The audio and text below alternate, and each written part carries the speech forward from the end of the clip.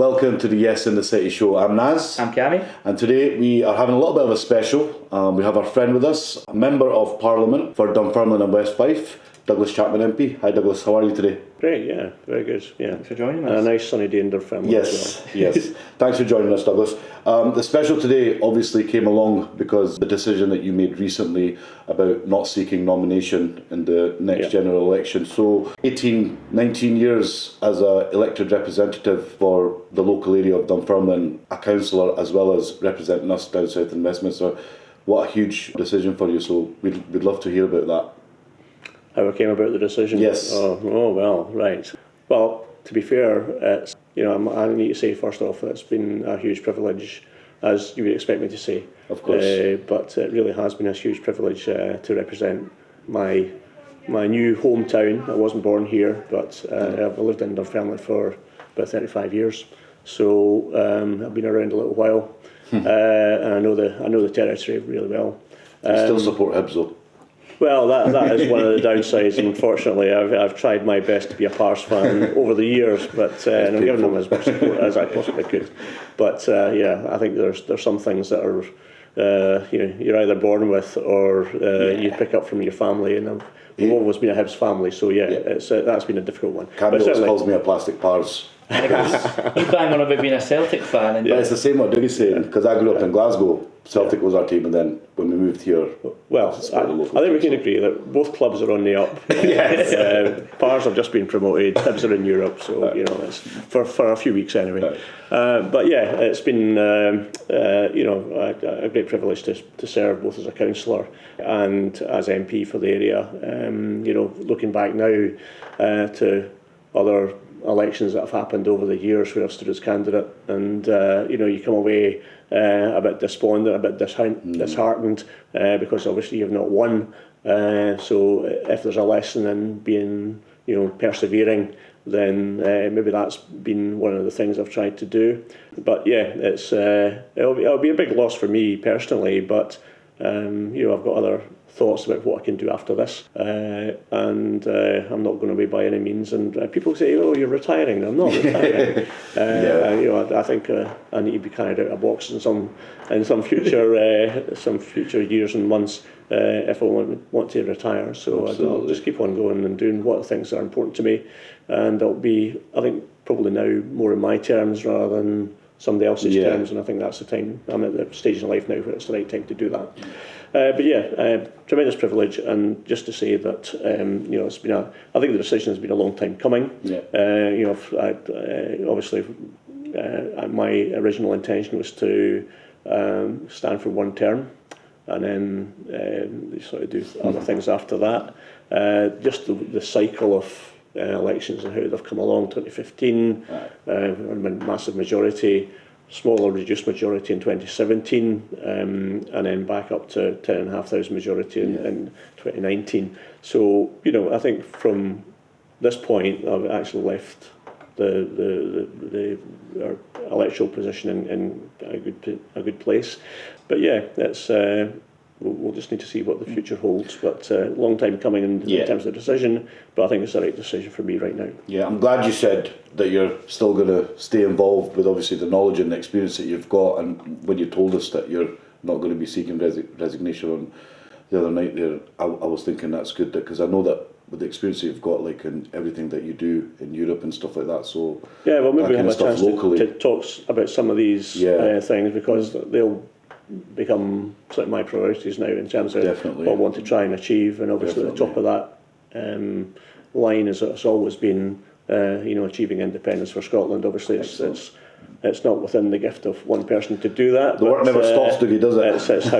It's how you progress that, and that's really that's going to be the main aim for me from here on in. And not that it hasn't been as both a councillor and MP, but I think this probably gives me more scope to be a bit more forthright and vocal about what we should be doing. Yeah, amazing. And I could probably imagine as well, like a lot of people probably don't understand, is the amount that being an MP probably takes out on you. I mean, it's probably one of the most demanding jobs possible in the UK, because it's especially for a Scottish elected representative, because it's going down there getting back and sort of that cycle that never really ends, does it? Yeah, that's right. You're constantly, well, one, you're constantly in public view, and I think the second thing is that it has a tremendous impact on your family and close friends, because you're away for half the week, and I get it as well. I mean, I see the same guys on the flights down to London and the way back, and they've got other jobs, maybe in finance, or they've got jobs in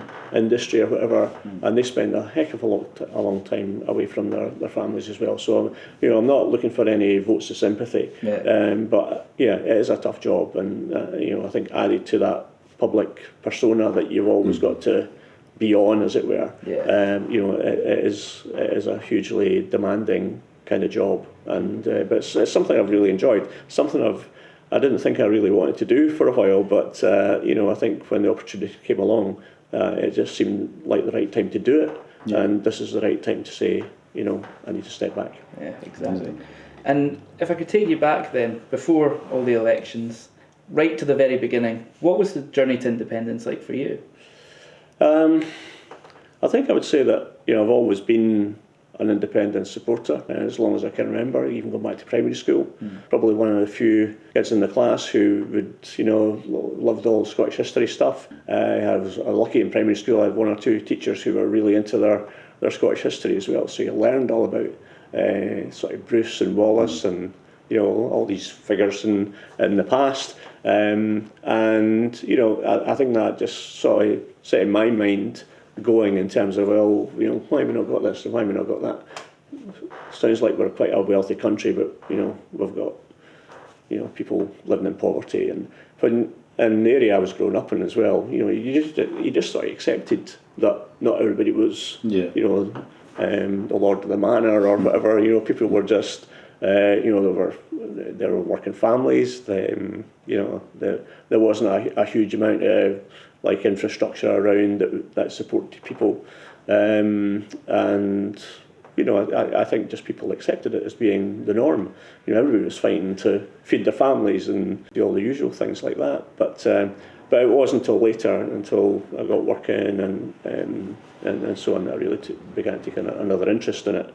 And I think with the advent of oil and gas being discovered off the North Sea, I think my interest was piqued even further, especially when you started learning that kids in Scotland, 25% of them were living in poverty, and there's nobody in their right mind can bring these two things together. Why are we so rich in oil and gas and other things, whiskey and so on, and why have we got all these great exports, these things that we do. At that time we were still building ships in the Clyde and all sorts of things that were way before your time, but nevertheless that was part of the makeup of Scotland at the time, an engineering background, that kind of thing. We're a busy nation, so how could we have all these children living in poor conditions or living in poverty or not really getting the benefit of the education system we had to actually try and drag them out of all that?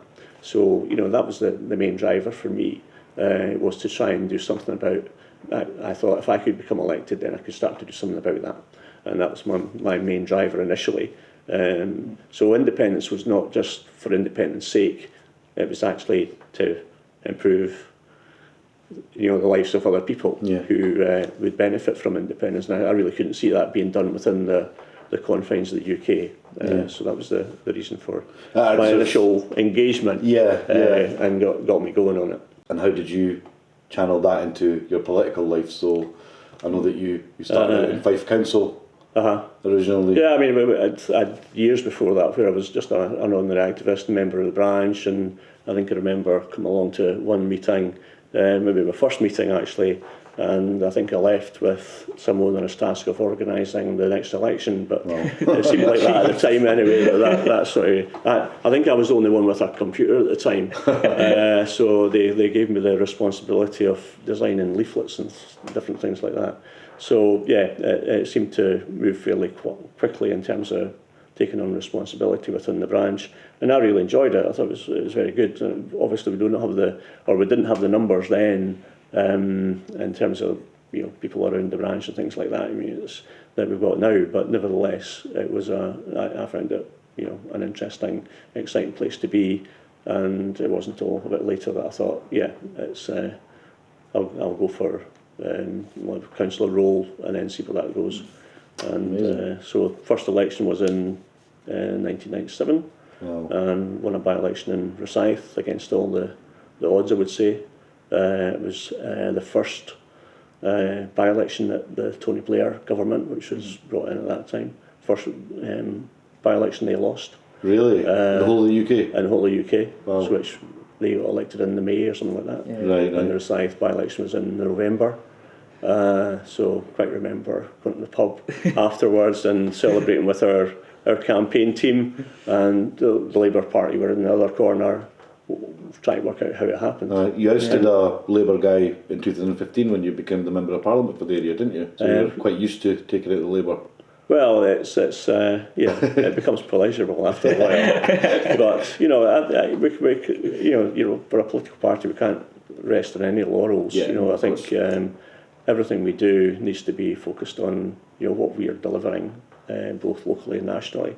And if we take our eye off that particular ball, then I think the electorate in Scotland are not daft. Yeah. They soon work out what's going on, and they'll vote for somebody else if it's in their interest. Yeah, to do so. absolutely. Yeah. Absolutely. I guess going back to 97, I guess that sort of highlights the sort of diversification and diverging paths that Scotland and the rest of the UK have been on, because 1997 it would have been the New Labour high, Yes. that and just a few months in you're taking them down in the local area. It just despite this high across the four nations or apparent high, it's all it's completely different, and you're beginning to see people in Scotland wanting to choose a different path. Mm-hmm. Yeah.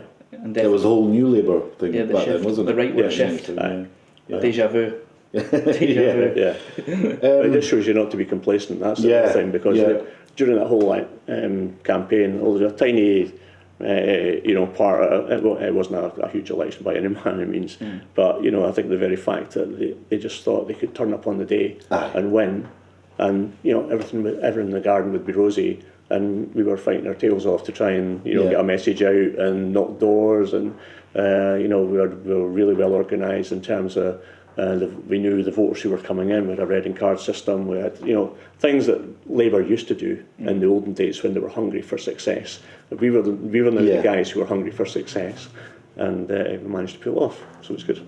Amazing. So obviously you've done so much work for Dunfermline over the years, being a Member of Parliament, and I know that you're involved a lot with the delivery of the City Stars.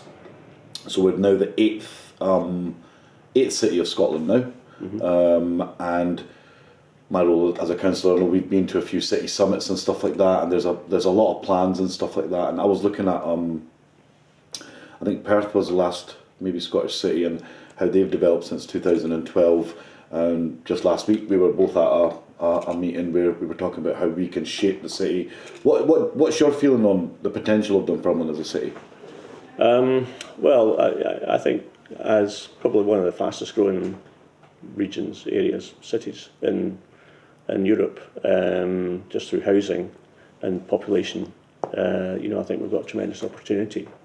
I've said right from day one that we can't afford city status to be just a plaque on the wall, or a sign as you come in to say City of Dunfermline.